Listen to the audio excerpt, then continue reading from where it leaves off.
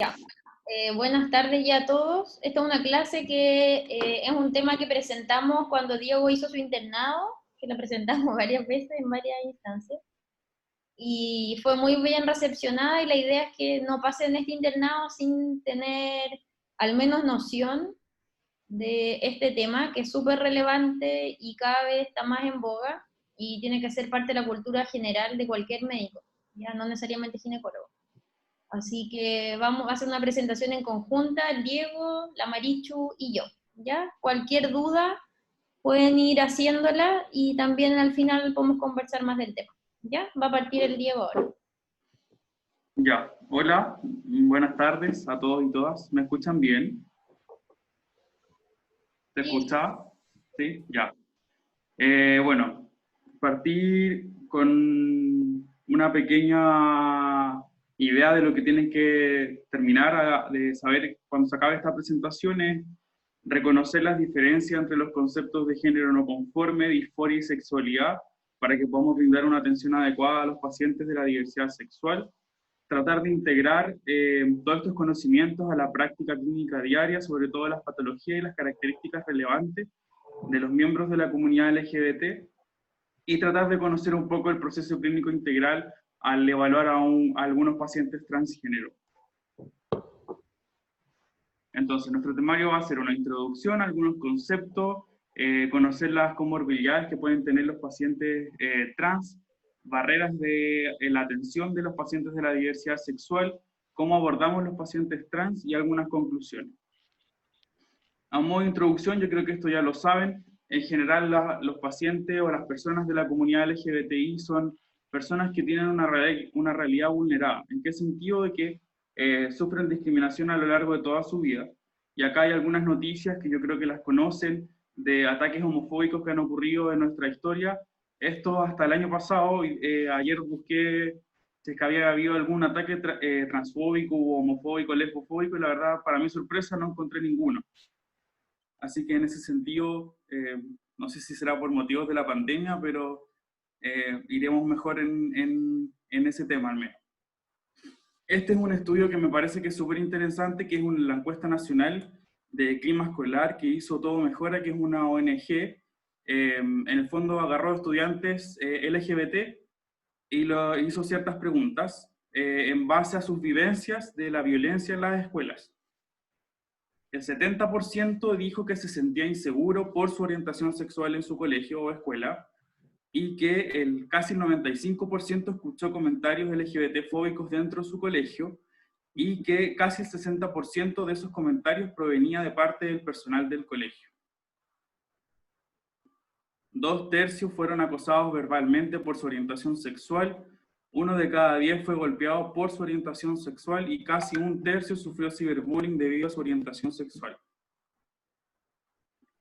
El resumen ejecutivo de esta encuesta finalmente revela que entre más experiencias de violencia escolar tengan nuestros adolescentes, van a presentar menores niveles de autoestima, mayores niveles de depresión y mayor nivel de ausentismo escolar. Ahora, algunos otros estudios. Esta cuestión me está hablando.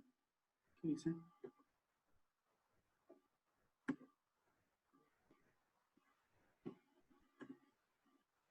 No sé qué pasa. Ya. Bueno, dice que 8 veces más intentos suicidios en adolescentes LGBT con rechazo familiar.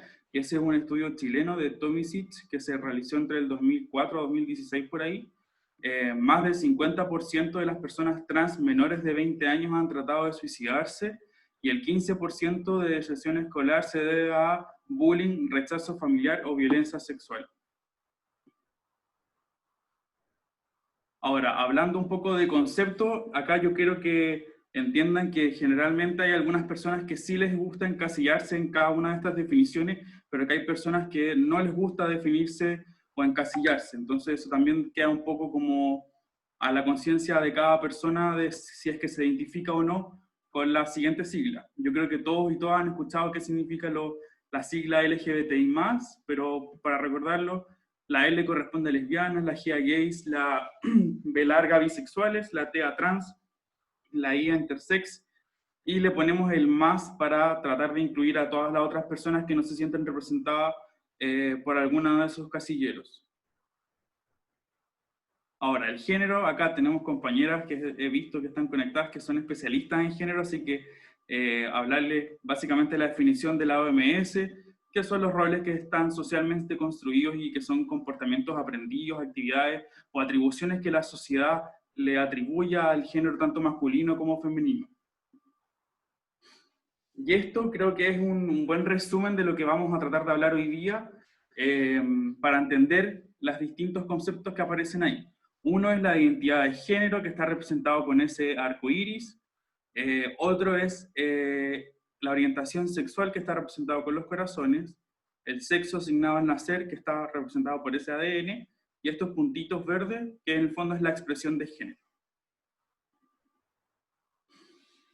Con respecto al sexo biológico, es el sexo que el médico o la médica designa al momento de nacer, ¿ya? Si somos hombre, mujer, o de sexo que no queda claro el examen físico, ¿ya? Por lo tanto, está correlacionado con nuestra genitalidad. Si tengo pene, soy hombre, si tengo vagina, soy mujer. Con respecto a la orientación sexual, es cómo cada una de las personas se siente atraída tanto emocionalmente, físicamente y sexualmente hacia su mismo género, ambos géneros o distintos géneros. Y ahí tenemos la representación de los heterosexuales, que son los que están atraídos hacia su género opuesto, los homosexuales hacia su mismo género y los bisexuales hacia ambos géneros.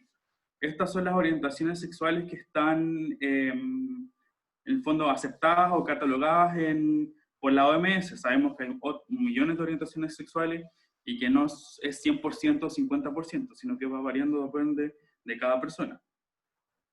Con respecto a la identidad de género, es como yo tengo mi vivencia propia del género de acuerdo a la genitalidad que me asignaron. Y acá podemos encontrar tres conceptos distintos. Uno que es la persona que es cisgénero, que es la persona en el fondo que tiene asignado un genital y que su cerebro en el fondo lo reconoce como propio. A la diferencia de las personas trans, que existe una discordancia entre el género asignado al nacer y con su vivencia interna. Y el género no conforme lo vamos a ver después. Muy básico, en el fondo, si yo soy hombre y me identifico como mujer, me asignaron la genitalidad como hombre y me identifico como mujer, en el fondo soy trans femenino, y al revés, si soy genitalmente mujer, pero me identifico como hombre, soy trans masculino. Un concepto súper importante que quizás lo habrán escuchado cuando se debatió en el Congreso la ley de identidad de género es la disforia de género, ¿ya? Y esto es algo que es importante, que tenemos que saber y tratar de pesquisar en los pacientes que son transgénero y llegar a determinar si es que efectivamente tienen esta disforia. La disforia en el fondo es el distrés clínico que pueden tener los pacientes siendo significativo y que pueden alterar su diario vivir. En el fondo es porque yo soy trans, tengo depresión, trastornos de ansiedad, ideas suicidas, etc. ¿Ya? Pero esto es importante, que no todos los pacientes transgéneros o las personas transgénero tienen disforia, ¿ya? No es porque yo soy trans voy a tener disforia de género, ¿ya? Ahora, con respecto a los determinantes de la identidad, la verdad es que hay algunos estudios al respecto que podrían influenciar en el fondo cómo se va conformando la identidad de género, ¿ya? Hay una variante biológica, una variante ambiental y una variable cultural.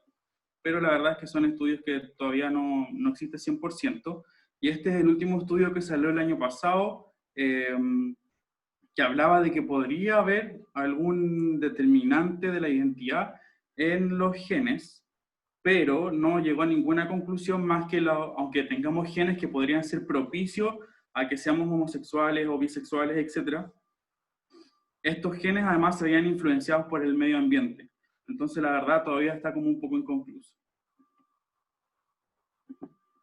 Ahora, hablando del género no conforme, en teoría, lo que dice la teoría son aquellas personas que no se identifican con el género que les asignaron al nacer y que su expresión de género no cae ni en la definición de masculino o femenino, ¿ya?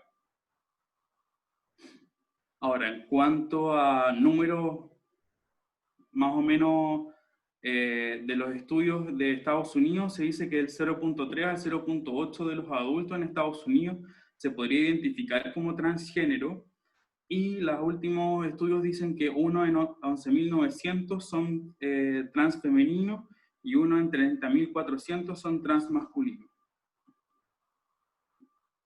Y ahora los dejo con la doctora Javiera Mercado. ¿Está por ahí? Ya. Bueno, cuando revisamos esto en su tiempo con el Diego, nos preguntamos cuánto sabíamos nosotros de esto o cuánto sabían los demás. Hicimos encuestas al servicio y nos dimos cuenta que no sabíamos mucho, ¿ya? Y que en el fondo nadie nos enseña a ver esto y al menos yo en mi formación de gine fue muy poco también lo que tuve. Pasa la siguiente, Diego. ¿Ya? Entonces, efectivamente, lo que dice la literatura es que estos pacientes tienen muchas barreras para su atención. Uno, porque no sabemos manejar el tema. También porque las aseguradoras no cubren estos cuadros clínicos, ya son pacientes con mucha comorbilidad psiquiátrica, como vamos a ver, requieren terapias especiales como la terapia hormonal cruzada, que es costosa, que ahora sí hay canastas, que lo van a ver con la Mari, que sí le dan esa prestación a pacientes FONASA, pero no está codificado para todos. Y además son pacientes que muchas veces requieren cirugía, y eso también es altamente costoso, y esas cirugías tampoco son una prioridad dentro de toda la cirugía, ¿ya? Entonces es una gran barrera de un proceso largo que cursan estos pacientes para poder tener acceso a la atención y a las prestaciones. Se sabe que 30% de pacientes trans posponen su consulta a los servicios de urgencia porque temen ser discriminados, ¿ya? Y al menos la mitad refiere que cuando asisten tienen que enseñarles al personal de salud cómo tratarlo, ¿sí? Tienen que tratarlo como mujer, como hombre, qué es ser un trans, etc. ¿Ya? 38% de trans femeninos se realiza algún control ginecológico alguna vez, y se sabe que casi un 100%, un 92% de estos pacientes cuando van a asistir a un control ginecológico sufren trastornos ansiosos. Así que claramente los controles para estos pacientes, aparte de tener barreras, al parecer nosotros mismos también les ponemos más barreras, ¿ya? Dentro de las comorbilidades asociadas, se sabe que son pacientes con más enfermedades de transmisión sexual, que es más frecuente versus la población general en pacientes trans y homosexuales, y se reporta hasta un 35% en transfemenino. ¿Ya? Se sabe que muchos, casi la mitad, usa terapias hormonales cruzadas ilegales, porque claramente muchos no tienen el acceso a las drogas en el hospital, por lo tanto, claramente eso trae serias consecuencias a futuro. También se ha visto que son muy vulnerables socioeconómicamente. Un 40% viven en situación de calle, un 40% de la gente que vive en situación de calle se identifica con alguna de los grupos que mencionó Diego de LGBT. ¿Ya?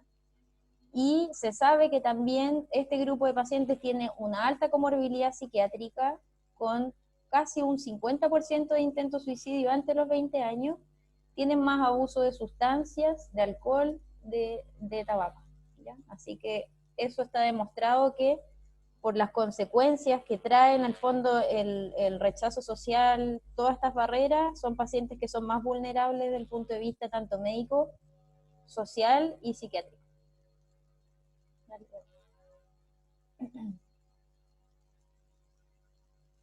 Este es un estudio de cohorte, ¿ya?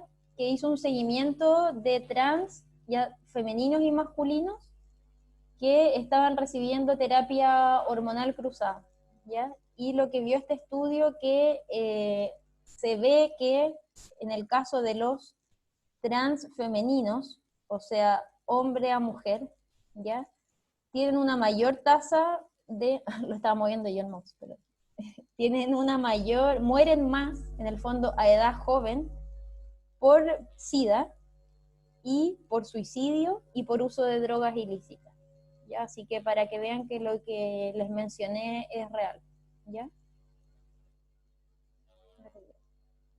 Ahora, respecto a la educación médica, hay algunos estudios ya que muestran cuánto en nuestras mallas se ve este tema. ¿Ya? Hay un estudio que es en las mallas canadienses de Estados Unidos y lo que ven es que en horario, en pregrado, esta temática no supera las 5 horas de horas académicas, ¿ya? Y del total de los encuestados, un 33% dice que jamás vio este tema en su formación. Las sociedades de ginecólogos y obstetras ya el año 2013, dentro de sus objetivos educacionales, incluyeron esta temática y establecen que el ginecólogo tiene un rol crucial porque muchas veces el primero que se va a enfrentar a estos pacientes, por lo tanto, tiene que estar incluido dentro de su programa de formación de especialidad.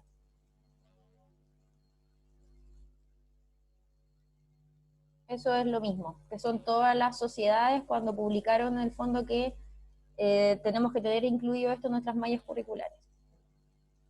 Avanzando.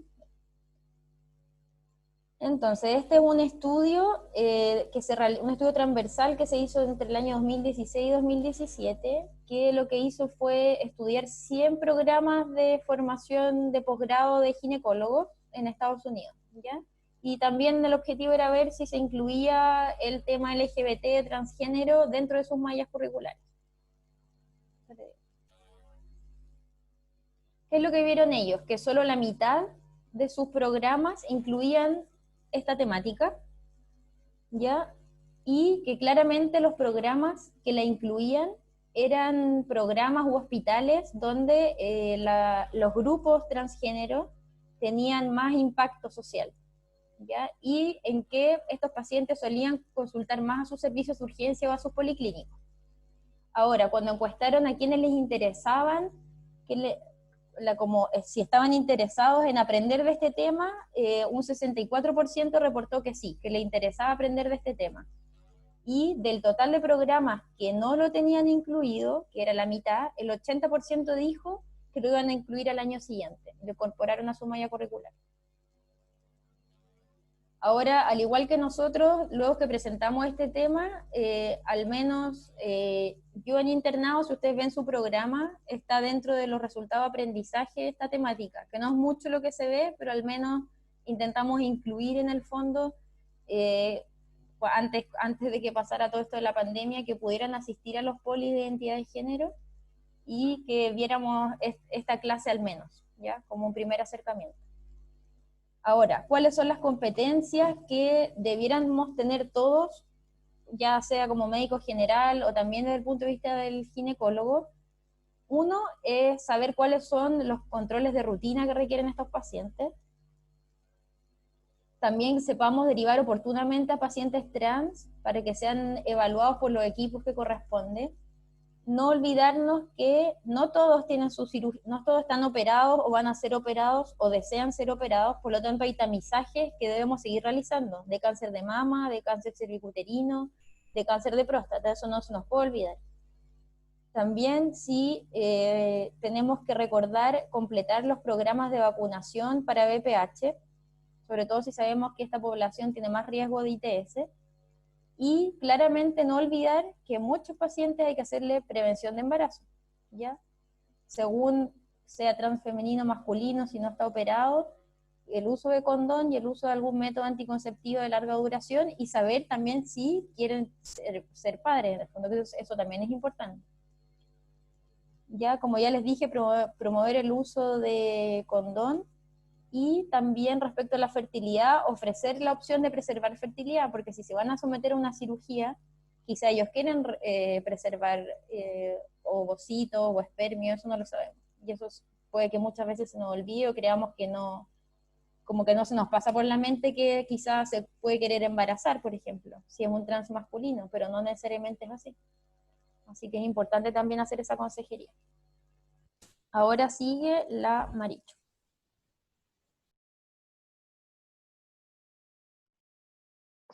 Hola a todos, espero que estén bien. Yo empecé a hacer ¿Me escuchan bien? Sí. Ya. Yo empecé a hacer el poli de identidad de género hace poco, esta semana nomás, porque la doctora Cabellos, que estaba a cargo de la terapia hormonal, se fue de pre y postnatal y acepté reemplazarla.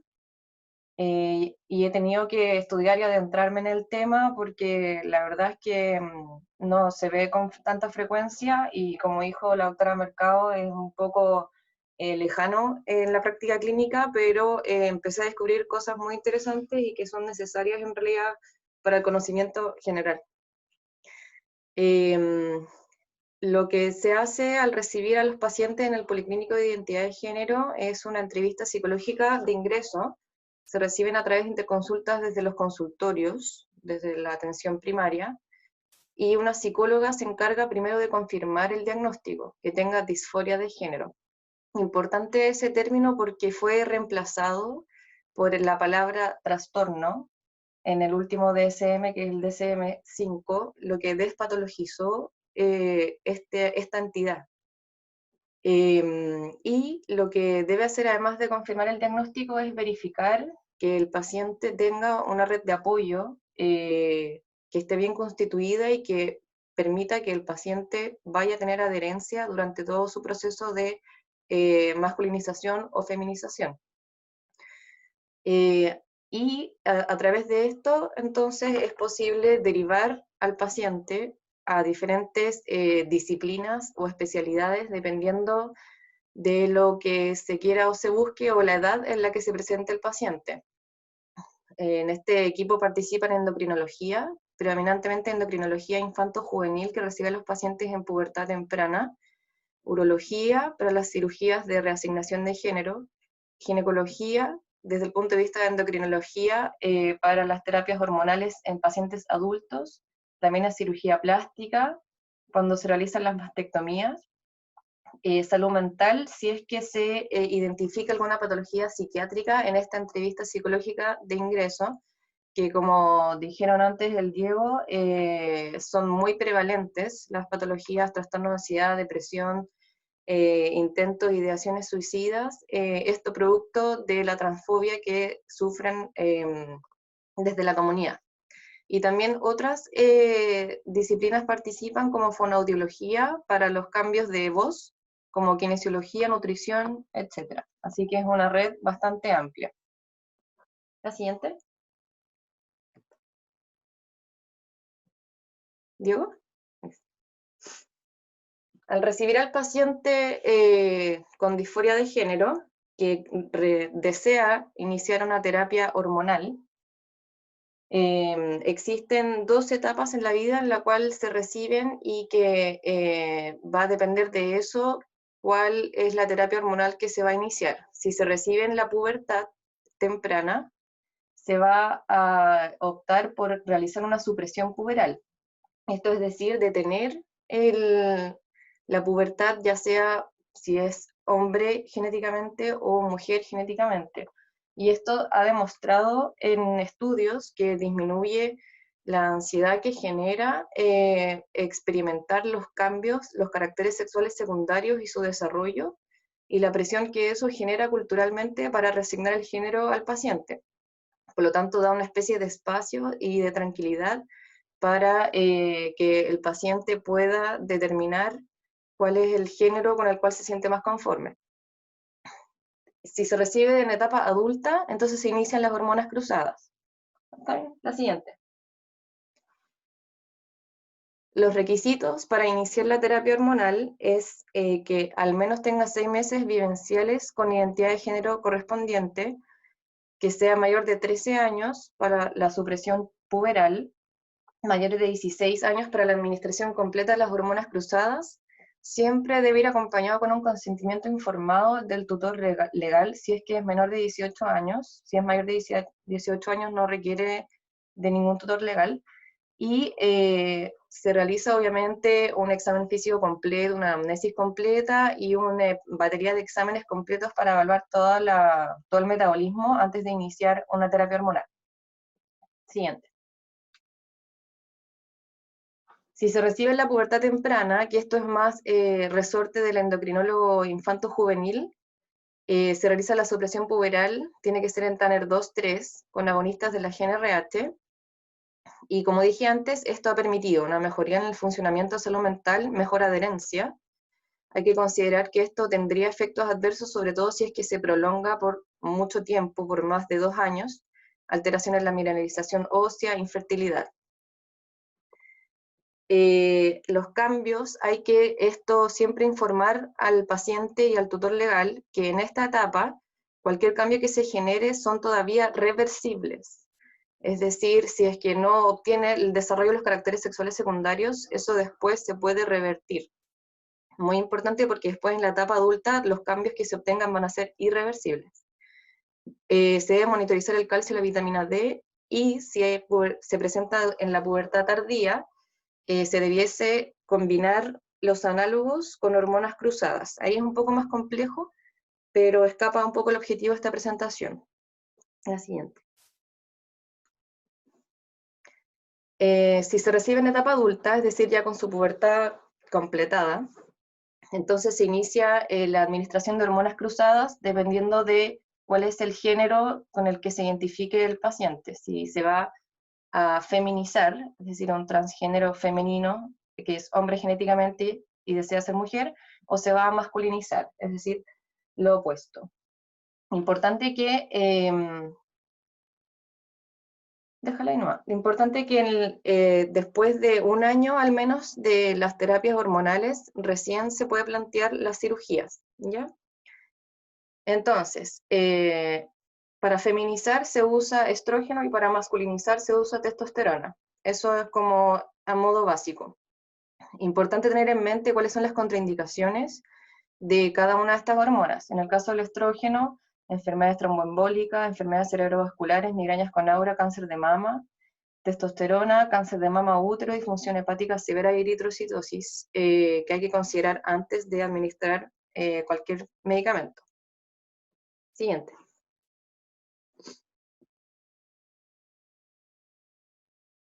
El transgénero femenino, es decir, que está transitando desde hombre a mujer, se realiza en 2 fases. Esta feminización, la fase 1, consiste en bloquear la producción de testosterona a través de los fármacos que están ahí nombrados, lo que se usa en el Policlínico de Identidad del Hospital Carlos Van Buren, la espironolactona, que se empieza habitualmente con dosis de 75 miligramos, pudiendo llegar a una dosis máxima diaria de 150 miligramos. Y en la fase 2 se administra el estradiol, para generar los caracteres sexuales femeninos a través de estradiol oral, pero también puede ser parche transdérmico o inyectables. En el hospital se usa el estradiol oral. Siguiente. No olvidar que cada uno de estos medicamentos tiene efectos adversos. La espironolactona puede producir hipercalemia, por lo tanto se debe monitorizar los electrolitos plasmáticos, y el estradiol está asociado a eventos trombóticos, a hipertrigliceridemia.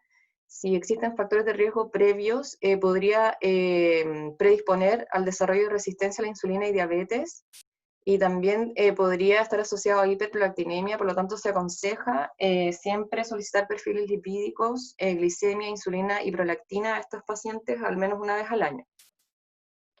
Siguiente.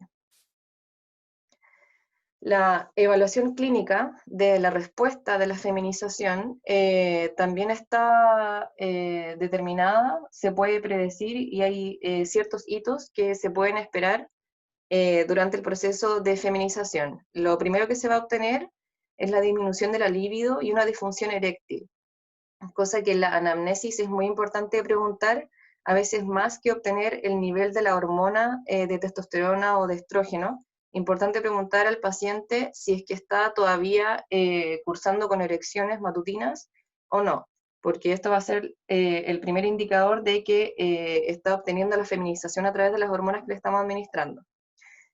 A los 6 meses debería haber distribución de la grasa corporal, reducción de la masa muscular y piel menos oleosa. Se va a empezar a ver el crecimiento mamario y la reducción del tamaño testicular, y al año aproximadamente el adelgazamiento y menor crecimiento del vello facial y corporal. Estos cambios se podrían obtener en un máximo esperado de alrededor de 3 años. Siguiente. El objetivo respecto al laboratorio, que como dije, lo más importante en realidad es la anamnesia a través de los hitos clínicos. Son el estrógeno entre 100 y 200 picogramos por decilitro y la testosterona menos de 50 nanogramos por decilitro, pero esto no es tan estricto, es más importante preguntarle por los hitos clínicos. Siguiente. Ahora, el transgénero masculino, la fase 1 es bloquear la ovulación y producción de estradiol a través de la administración de acetato de medroxiprogesterona. También ciproterona o análogo de GnRH, los que están marcados en negro son los que se usan en el policlínico de identidad, y en la fase 2 administrar la testosterona, que lo que hay disponible en el policlínico es un decanoato de testosterona o la Nevido, 1000 miligramos intramuscular, y se administra en intervalos de 8 a 12 semanas. Siguiente.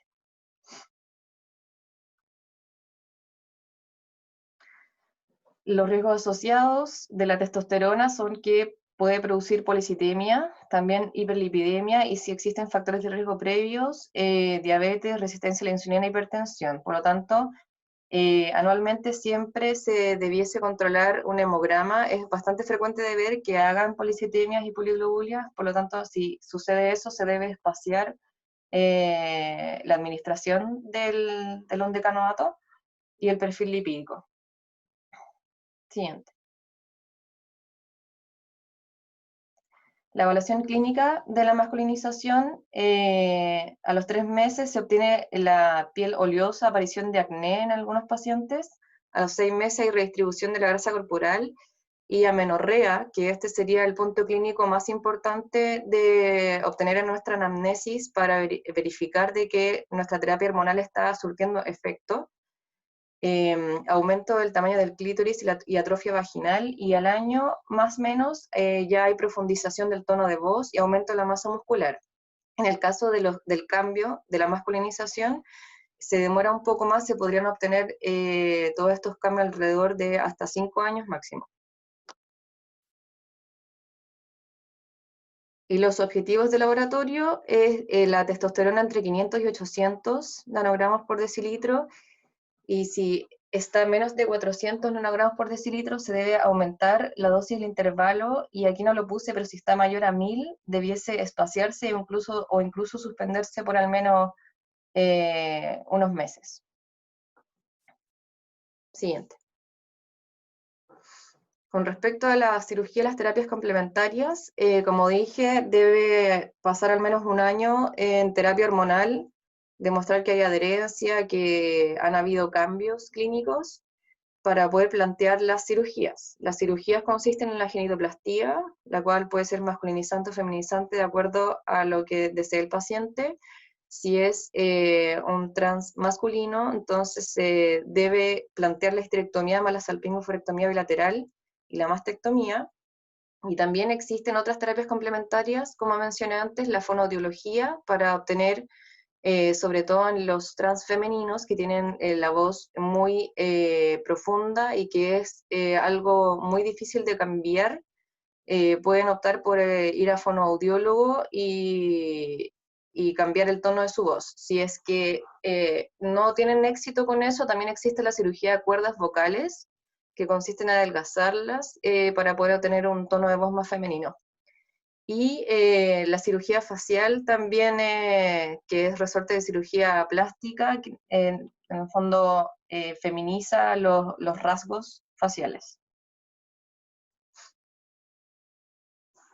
Eso con respecto a la terapia hormonal. Las conclusiones entonces.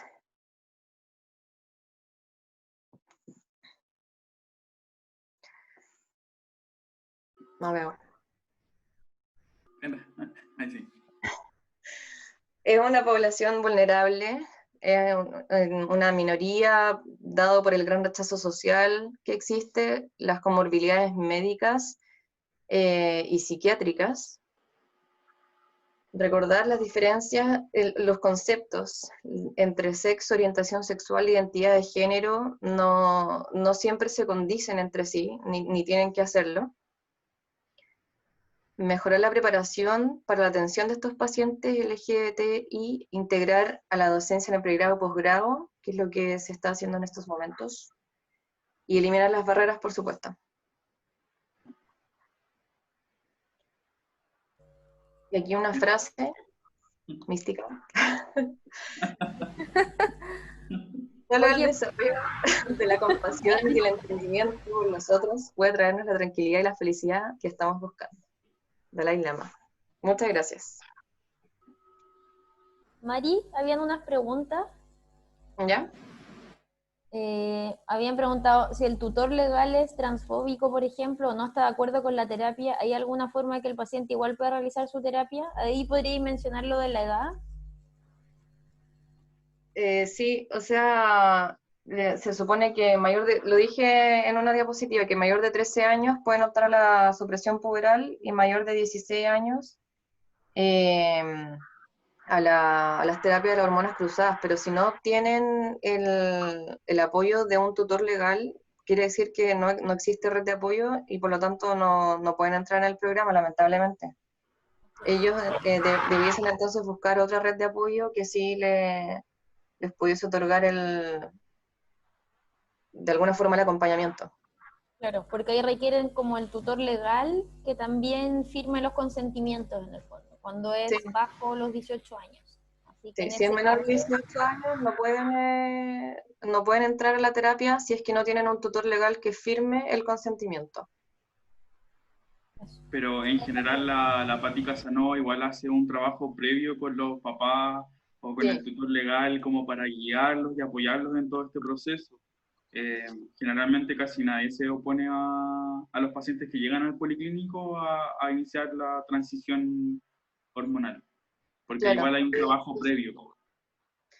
Sí, o sea, de hecho ella tiene largas sesiones antes de poder iniciar cualquier terapia hormonal con el paciente y con su red de apoyo para poder familiarizarlos con los términos, con lo que se espera de la terapia, lo aborda desde el punto de vista psicológico y recién después de eso genera un filtro para que se reciba e inicie la terapia. María Cala Rocío preguntó, no sé si entendí bien, pero dice, ¿la disminución de la libido y función eréctil se mantiene a lo largo del tiempo pensando en las trans femeninas sin disforia? Me refiero a Sí, que... Ah, Dale, pero Rocío. es que me refería a que como la disminución de la libido y la disfunción eréctil era como una de las formas para ver si es que la terapia estaba funcionando, pero quería saber si es que esa disfunción eréctil y la disminución de la libido se mantenían como a lo largo de como, no solamente como del inicio del tratamiento, sino como a lo largo de la vida de las personas. sí, sí. Se mantiene, sobre todo la disfunción eréctil, se mantiene. Si es que se inicia la terapia y se mantiene la terapia, es como que queda crónico, por así decirlo. Si es que están recibiendo las hormonas. Ah, ya. Gracias. Ujú. ¿Alguien más que tenga alguna pregunta? Yo tenía una pregunta. Dale. El tema de si es que o sea, cuando el tutor legal se niega eso de que como por temas de que se niegue y que no pueda entrar al programa, ¿es el programa local o es como en general que funciona así eso? Como que en caso que sean menores de 18 años y el tutor legal se niega, como que no puedan acceder a los programas. Sí, es a nivel nacional. Ya. Sí, lo que cambia un poco de las guías gringas es las edades de corte. Porque allá el corte es 14-16. Tiene como pequeños detalles, pero es similar. Y otra pregunta, como dos más, que son más prácticas. El poli trans, fondo acá, lo hacen solo el equipo de gine. O sea, sé que es un equipo multidisciplinario, pero los que van viendo a los pacientes lo hacen como, porque es lo que sabía, por ejemplo, hace tiempo que era bien conocido, por ejemplo, es que la genitoplastía era como que se hizo famoso, el doctor Macmillan, que fue como pionero en eso y todo. Pero ellos también participan del poli. Lo que pasa es que el policlínico tiene varias aristas. Uno de ellos es como la parte endocrinológica, que es administración de hormonas y ir evaluando los exámenes. Eso lo hace ginecología en la parte adulta y endocrinología infantil en la parte de infancia. Tienen niños incluso, hay una que llegó con 3 años. con disforia de género. Tienen desde muy temprana edad. Y del punto de vista quirúrgico, cuando ya llevan un año y quieren realizarse alguna de las cirugías, depende qué es lo que se quieran realizar, se deriva a un equipo de cirugía de reasignación de género, que son urólogos, la doctora Cifuente en este caso y el doctor Macmillan. Y eso básicamente, y si quieren otra terapia complementaria, se deriva al fonoaudiólogo, que también es como algo muy frecuente de ver, y a cirugía plástica cuando quieren la mastectomía o cirugías de rasgos faciales. Ya, bacán. Todos esos participan en el hospital. Sí, y para trans masculino, claro, Gine se encarga de la cirugía, de la Claro. histerectomía Sí. y con mama y plástica de la mastectomía. Ya. Gracias. ¿Alguien más que tenga alguna duda? Yo. Dino, ¿y tú has podido hacer algo en el hospital de la Ligua vinculado a esto? No, porque están todos los policlínicos cerrados. Solo tenemos abierto el policlínico de ITS, pero solo para ITS como VIH y en pacientes embarazadas. El resto de las atenciones están todas suspendidas. Yo tengo una pregunta. ¿Sí? Cuando los pacientes ya tienen las terapias de hormonal y no deciden realizarse las terapias más complementarias como la cirugía, los controles que ya serían de rutina, por ejemplo, los trans masculinos que aún tienen útero, los PAP se lo hacen, o la ecografía o las mamografías se lo hacen en los mismos policlínicos o pasarían a atención primaria. No se hace como screening de atención primaria, igual que para un paciente Cualquier persona. que sea mujer u hombre, dependiendo, por ejemplo, si es un trans masculino, es decir, tiene útero, tiene cuello uterino, se debe hacer el PAP cada 3 años, como es la norma ministerial. La mamografía también, no cambian nada de eso. Y si es un trans femenino, se debe hacer un examen prostático a partir de los 40 años, igual que la norma. Ya, o sea, la atención primaria igual participaría en la atención de estos pacientes en el resto de su vida. Ya, gracias. Bueno. Doctora, respecto al mismo tema que dijo Marcelo recién, después del tratamiento hormonal igual quedan con atrofia vaginal y me imagino que el examen ginecológico es mucho más difícil o más molesto. Igual hay que hacer PAP, todo, porque igual hay cambios, como de lo que me acuerdo en el hospital, se achicaba el útero, se atrofiaban los ovarios igual. Sí, igual hay que hacerlo porque es un screening universal de cáncer cervicuterino. No puede ser reemplazado o espaciado o nada. Y en ese caso hay que hacerle una consejería adecuada, un ambiente en que ellos se sientan en confianza, pero no puede postergarse.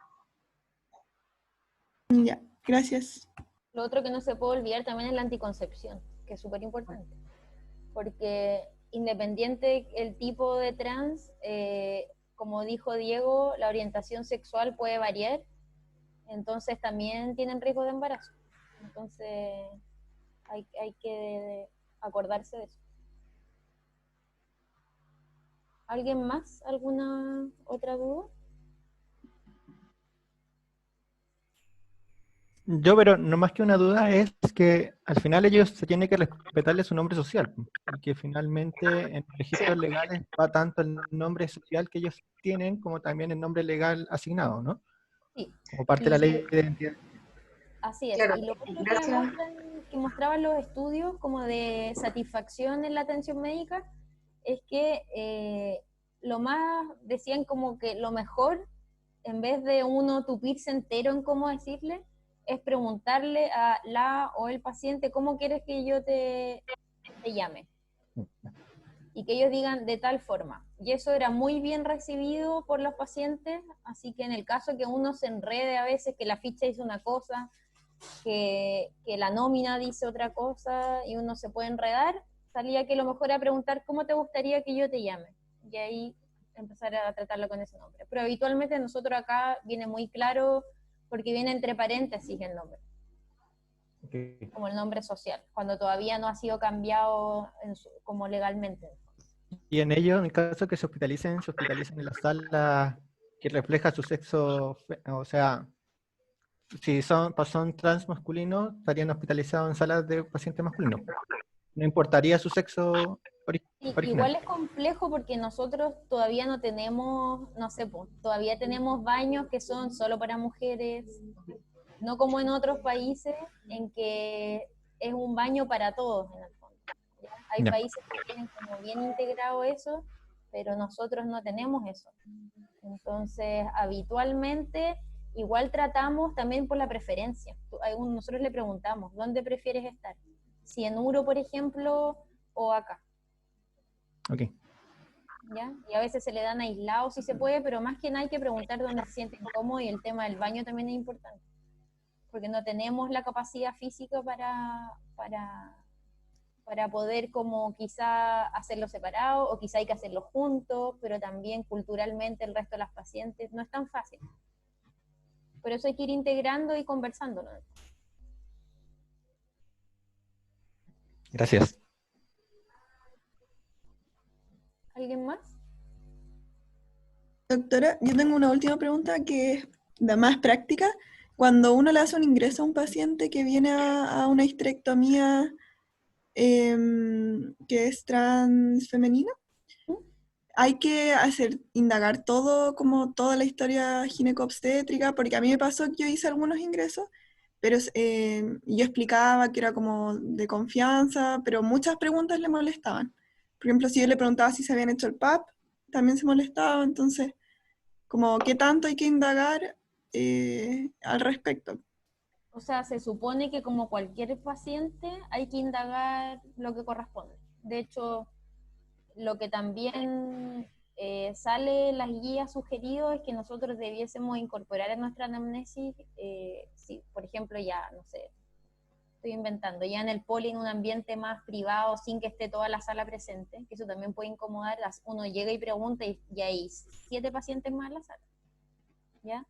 Pero uno debiera preguntar, no sé, de la actividad sexual, si es pareja femenina o masculina, todo eso es súper importante preguntarlo, ¿ya? Y dentro de la amnesia hay que preguntarle el tema del PAP como cualquier paciente. Ahora, si le genera incomodidad, como cualquier paciente que una vez se ingresa y que le molesta que uno le pregunte mucho, no hay que seguir en el fondo. Pero la historia corresponde hacerle igual. Uno debiese también preguntarle detalladamente qué hormonas usas, cuánto tiempo llevas usándola, todo eso hay que incorporarlo a la anamnesia y que uno no lo hace.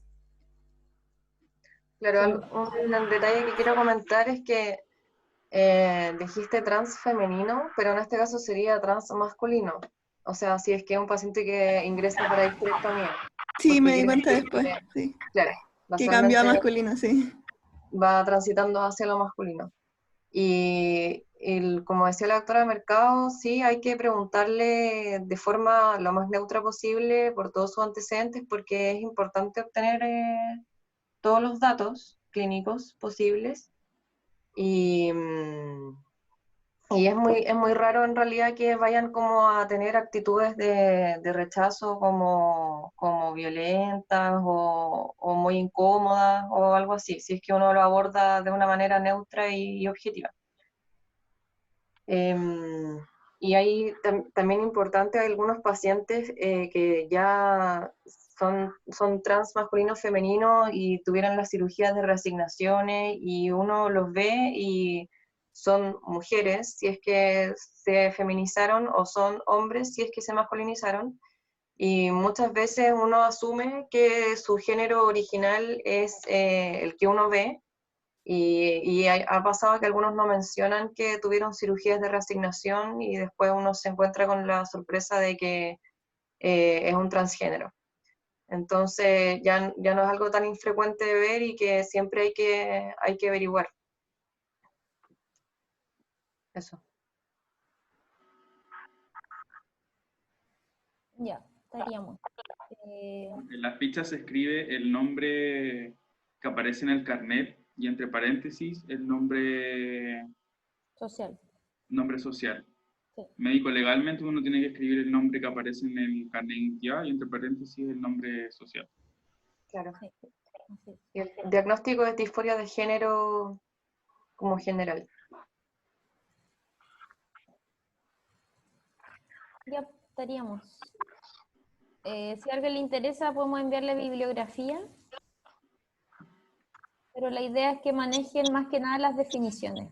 Eso es lo que importa, y la buena consejería por si les toca enfrentarse a estos casos de si hay que hacerse el PAP, si corresponde la mamografía, porque eso les puede tocar a todo nivel. ¿Ya?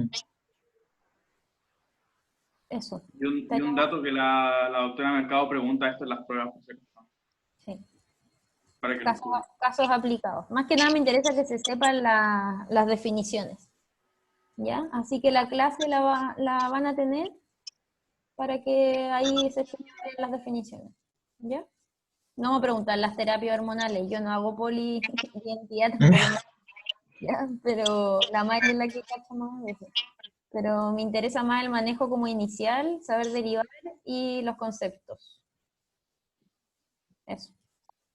¿Ya? Estaríamos listos. ¿Ya? Gracias, Mari, gracias, Diego. Gracias a todos. Gracias. Bien. Muchas gracias. Muchas gracias. Chau, chau.